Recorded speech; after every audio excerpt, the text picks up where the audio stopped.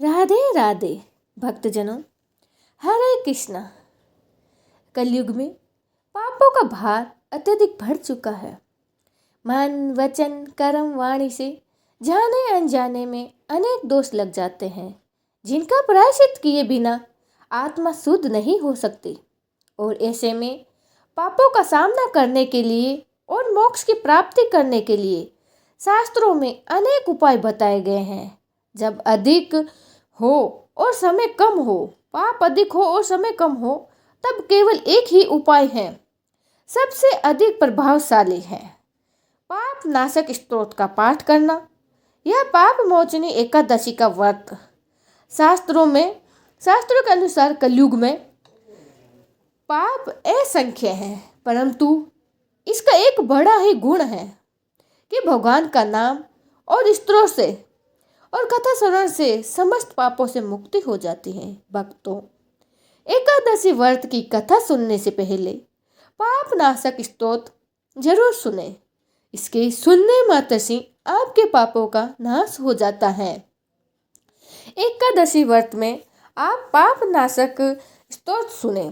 भगवान व्यास जी द्वारा रचित 18 पुराणों में से एक अग्नि पुराण में अग्निदेव द्वारा महर्षि वशिष्ठ जी को दिए गए विभिन्न उपदेश हैं।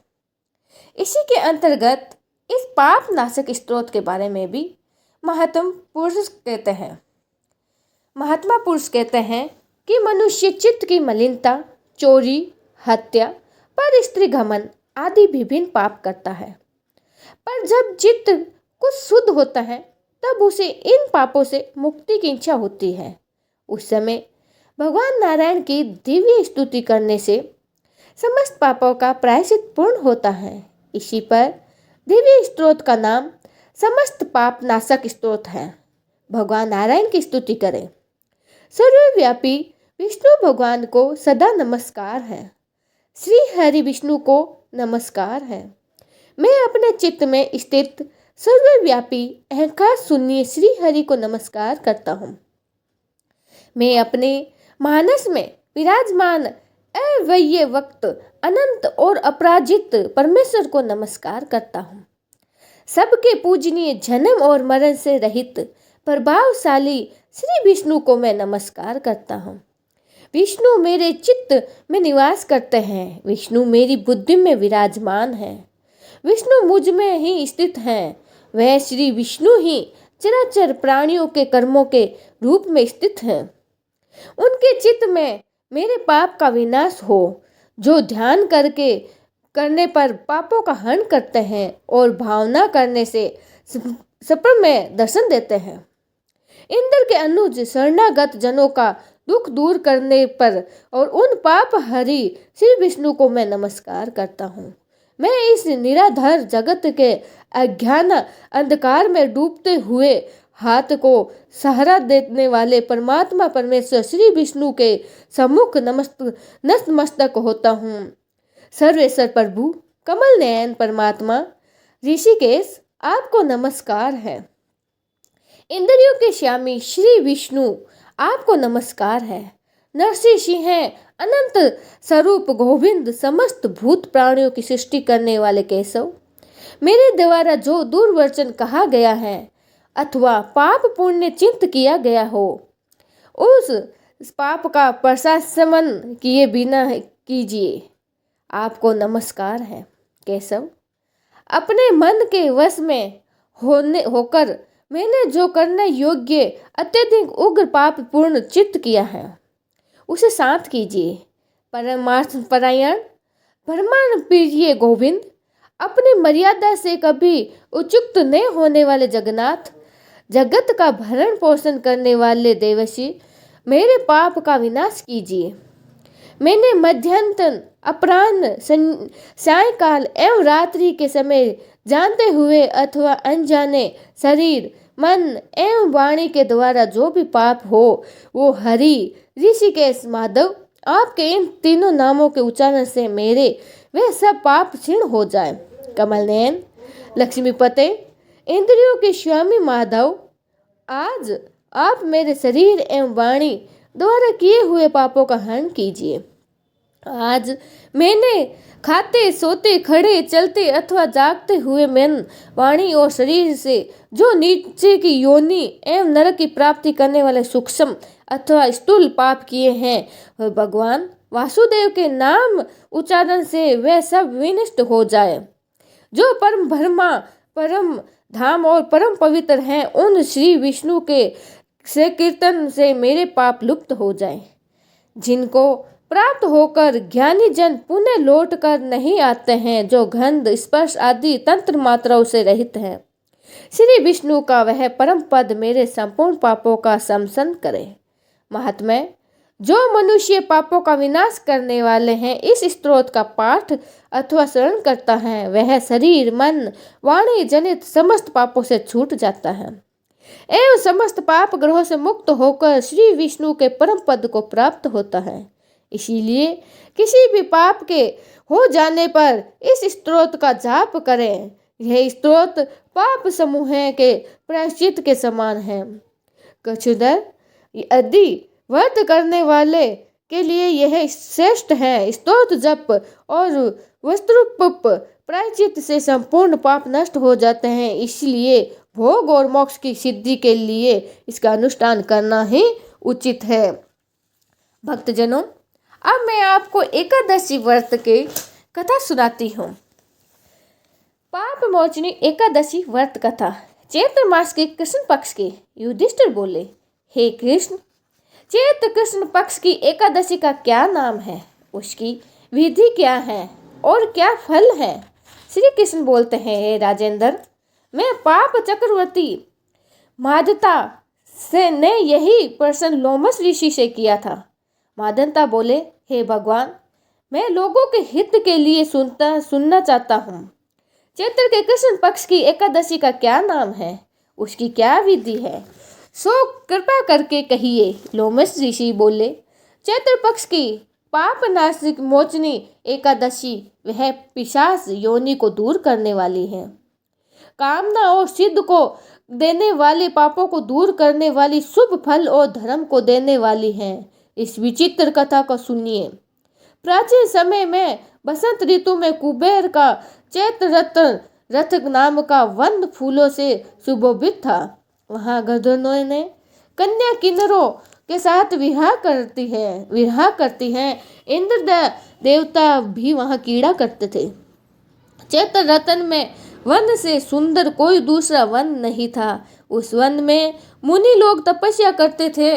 वहाँ माधवी नाम के मुनि भी निवास करते थे। वहाँ अप्सराएं ने मुनियों को मोहित करने का प्रयत्न किया। मंजू घोषा नाम की अप्सरा सोचने लगी और उनके भय से आश्रम से एक कोस दूर खड़ी हो गई तथा सितार को बजाकर मीठे स्वर से गाने लगी।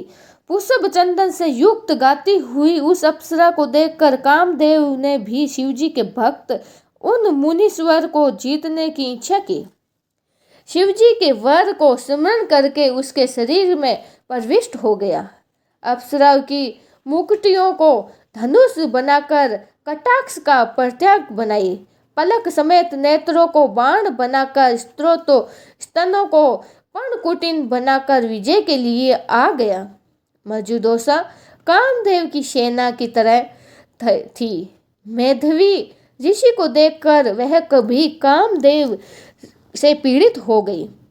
यौवन के सुंदर शरीर वाले श्वेत यज्ञोपवीत धारण किए हुए मेधावी ऋषि भी दूसरे कामदेव की तरह शोभित हो रहे थे। मेधवी मुनि सुंदर चयवन ऋषि के आश्रम में रहते थे। मंजू दोषा मुनीश्वरों को देखकर दूर खड़ी हो गई। कामदेव के वश में होकर मंद स्वर से गान करने लगे। उनकी चूड़ी करधनी और नुपुरों की झनकार से वन गूंजने लगा। हाव भाव सहित गाती हुई अप्सरा को देखकर मुनीश्वर भी कामदेव की सेना के वशीभूत हो गए। मंजू दोषा आकर मुनि के को कामदेव के वशीभूत देखकर हाव भाव कटाक्ष से मोहित करने लगी। वीणा को नीचे रखकर मुनीश्वर के अल्ली घन करने लगी। जैसे वायु से कापी हुए बेल पेड़ से लिपट जाती हैं। उसके सुंदर शरीर को देखकर वह मुनीश्वर भी अपने उसके साथ वन में रमन करने लगे। मेधावी मुनि शिव तत्व को भूलकर कामदेव के वशीभूत हो गए। रमन करने में कामी मुनि को दिशा और दिन रात का ध्यान नहीं रहा। मुनीश्वर का भोग विलास में बहुत समय बीत गया। आचार का लोप हो गया। तब मंजू घोषा ने स्वर्ग लोक जाने का विचार किया। चलते समय वह स्मरण करते हुए मुनि से बोली कि मुझे अपने घर जाने के लिए आज्ञा दीजिए। मेधावी बोले, हे सुंदरी मुखवाली, तू आज संध्या को आई है, प्रातः काल तक मेरे पास निवास कर। मुनि के इस वचन को सुनकर वह डर गई। फिर उस मुनीश्वर के साथ विषय करने लगी। मुनि के श्राप के डर से बहुत वर्षों तक रमन करती रही। 57 वर्षों 9 महीने 3 दिन व्यतीत हो गए, परंतु इतने दिन मुनि को आधी रात के समान मालूम हुआ। इतना समय बीतने पर भी अप्सरा मुनि से फिर बोली, हे ब्राह्मण, मुझको घर जाने की आज्ञा दीजिए। मेधावी बोले, अभी तो सवेरा हुआ ही नहीं। मेरी बात सुन, जब तक मैं संध्या करूं तब तक तू यहाँ ठहर। मुनि के इस वचन को सुनकर वह डर गई। फिर मुस्कुराकर विस्मित होकर बोली कि विवेंद्र, आपकी संध्या का कितना परिणाम है, वह समाप्त हुई कि नहीं? मेरे ऊपर कृपा करके गए हुए समय का विचरण कीजिए। अप्सरा के इस वाक्य को सुनकर मुनि को बड़ा ही आश्चर्य हुआ। ब्राह्मण ने हृदय में ध्यान करके समय का अनुमान कर लिया और बोला, हे सुंदरी, तेरे साथ 57 वर्ष बीत गए। तप को बिगाड़ने वाली अप्सरा को काल के समान देखकर क्रोध से मुनि के होठ कांपने लगे और व्याकुल होकर वो बोले, तू पिशाचनी हो जा। हे पापनी, तुझको धिक्कार है। मुनि के श्राप से श्रीबंध सुंदर भुकुटी वाली अप्सराएं नम्र होकर मुनि से प्रार्थना करने लगी, हे विपेंद्र, कृपा करके शांत हो जाए और श्राप को शांत करिए। सज्जनों का वचन और संग 7 कदम चलने पर भी फल देता है। आपके साथ मुझको बहुत से वर्ष बीत गए हैं, इस कारण हे स्वामी, मेरे ऊपर कृपा करिए। मुनि बोले, हे भद्रे, मैं क्या करूं? तूने मेरा बड़ा भारी तप नष्ट कर दिया है। तथापि मैं तुझको श्राप दूर होने का एक उपाय बताता हूँ, उसे सुने। चैत्र कृष्ण पक्ष में सब पापों को नाश करने वाली पाप मोचनी नाम की शुभ एकादशी होती है।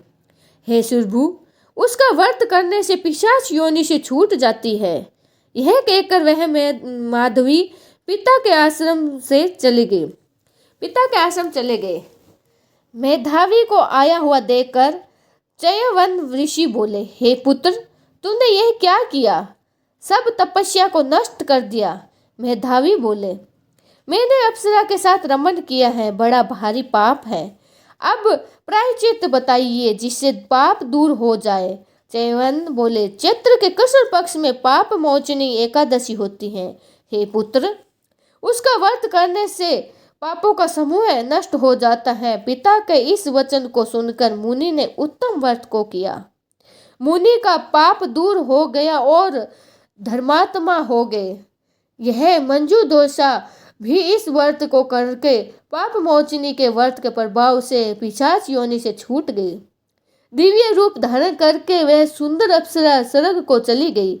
इस व्रत करने से बहुत पुण्य मिलता है और इसमें फलिहार इस दिन चिरोशी का सेहगार लिया जाता है। श्रीमन नारायण नारायण हरि हरि बोली एकादशी।